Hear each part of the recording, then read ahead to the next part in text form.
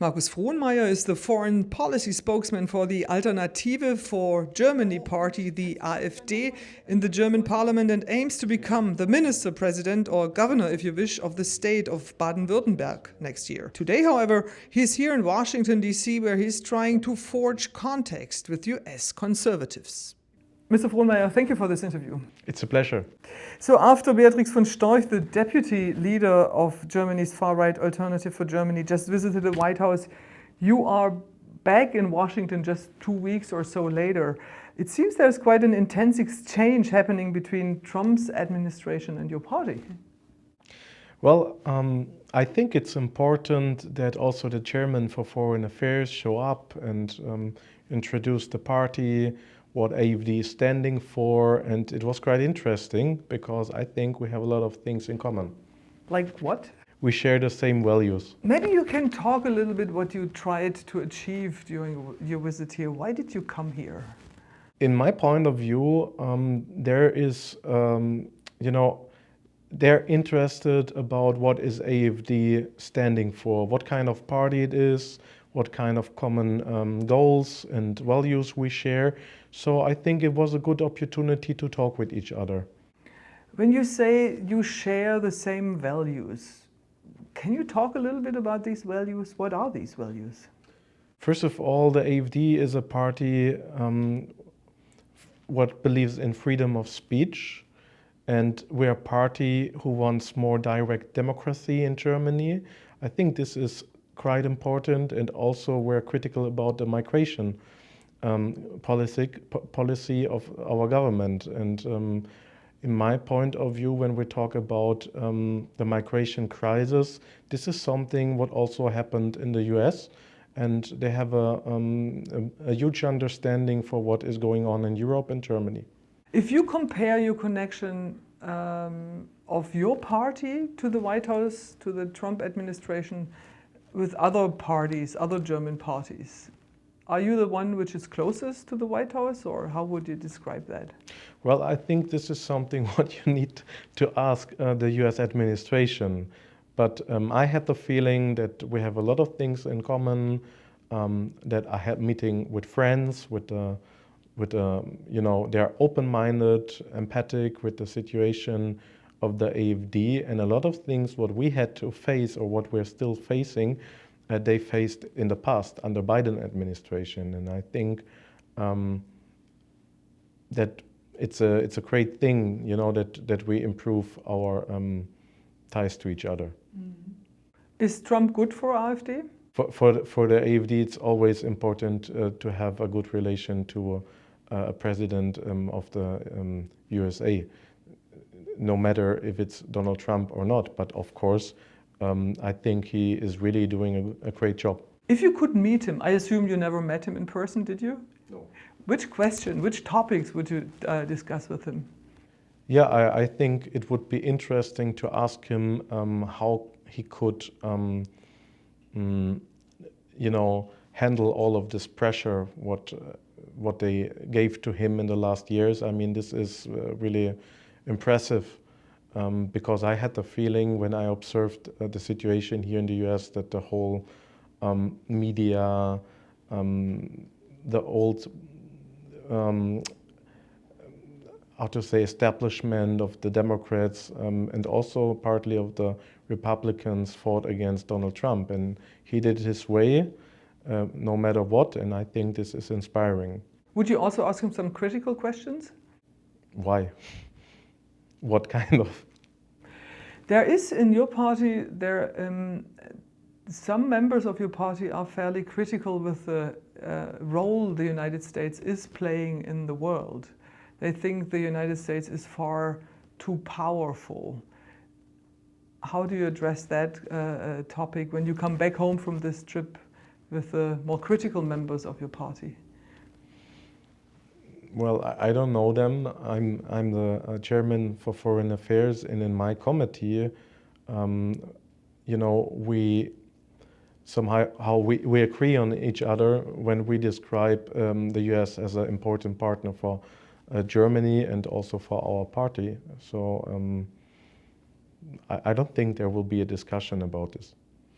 How important do you think Donald Trump is for the right-wing parties in Europe? I think that the conservative parties in Europe, for them it was a great example what they did here in the US.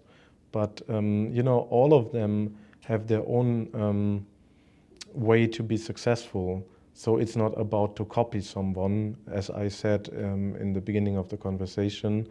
AfD is quite successful. We're the last so-called Volkspartei in Germany. There is no other party, for example, in the East, what can get 39% of the votes, or just for example, on a federal level, we have now up to the polls 27% of the votes, and the CDU, I guess they got 24. So I think this is quite impressive, and it's the proof that we're on a good way. If your party would be in the lead in Germany, would you also conduct ICE raids as they do here? What would the Germans have to be prepared for? First, we need to make sure that the law in Germany is followed. I think this is enough. So, to make that clear, so you would not conduct ICE raids as the Trump administration is doing here? This is something what we need to discuss in the party, but for now not. Mm-hmm. So maybe we stick a little bit with the migration topic. How kind of inspiring is it what you learn from the Trump administration when you talk with them about this topic? The MAGA movement was under pressure as well. We are under pressure in Germany, and I think this is something we have in common. And for me, it was inspiring to see that although they also had a lot of political pressure to their movement, they were able to succeed. And why do you think they succeeded? What's their recipe for political success? I think they speak the language of the people outside, and they have a feeling for their needs. And this is something what also the old parties in Germany somehow lost. And what does Donald Trump do which you might copy from him? Well, I think he's a really successful politician, and I'm inspired by the MAGA movement. But I think that AfD is already really successful. So it's not about to copy something. I think we're already able to understand the needs of the people and speak their language. You met with Undersecretary for Public Diplomacy and Public Affairs, that's quite a name, Darren Baddy. What kind of things did you discuss with him, and what do they probably want to learn from you? Well, I think it's unpolite if I would be too detailed about the conversation. Look, everything is now in the beginning. We start to know each other. I think it was a really great conversation about the situation in Europe, in Germany. Also, it helped me to understand the situation in the US, but I will not further comment it.